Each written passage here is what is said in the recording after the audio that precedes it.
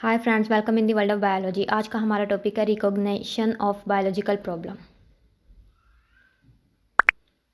Basically scientist को जब भी कोई बायोलॉजिकल प्रॉब्लम का फेस करना पड़ता है तो वो सबसे पहले उस बायोलॉजिकल प्रॉब्लम को अडॉप्ट करते हैं, फिर उसके बाद उसको इनकाउंट करते हैं, फिर उस ऑर्गेनिज्म से रिलेटेड जो भी क्वेश्चंस होते हैं उनको सॉल्व करने की कोशिश करते हैं।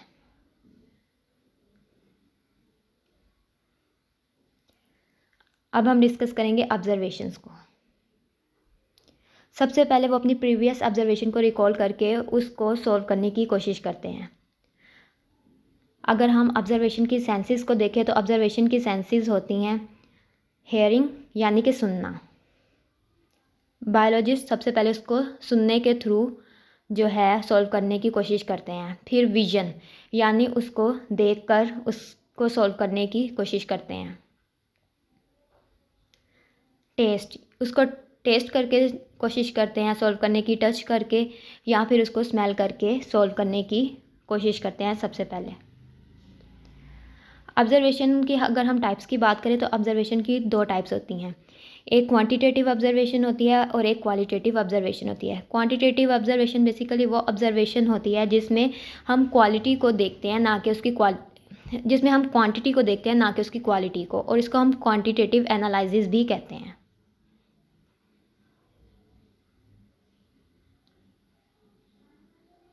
अगर हम इसकी एग्जांपल को डिस्कस करें तो इसकी एग्जांपल ये है कि फ्रीजिंग पॉइंट ऑफ वाटर जो है वो 0 डिग्री सेल्सियस है और इसका बॉइलिंग पॉइंट 100 डिग्री सेल्सियस है।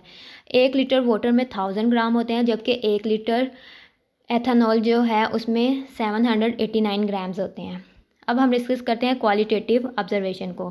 बेसिकली क्वालिटेटिव ऑब्जर्वेशन वो ऑब्जर्वेशन होती है जिसमें हम क्वालिटी को स्टडी करते हैं इंस्टेड ऑफ क्वांटिटी।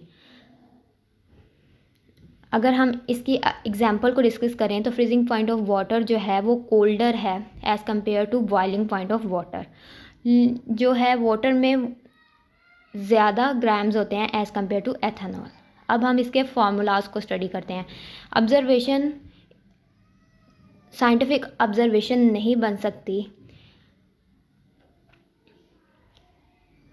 इसके लिए हमें डाटा ऑर्गेनाइज करना पड़ता है, मटेरियल कलेक्ट करना पड़ता है, ऑब्जर्वेशन कलेक्ट करनी पड़ती है, फिर डाटा को कन्वर्ट करना पड़ता है, फिर इसको बायोलॉजिकल स्टेटमेंट को में चेंज करना पड़ता है, फिर उसकी टेंटेटिव स्टडी करनी पड़ती है।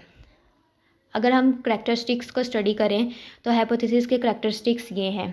ये एक जनरल स्टेटमेंट होनी चाहिए, ये एक टेंटेटिव आइडिया होना चाहिए, ये अवेलेबल ऑब्जर्वेशन के साथ एग्री करता होना चाहिए, ये सिंपल होना चाहिए और पॉसिबल होना चाहिए, ये टेस्टेबल होना चाहिए और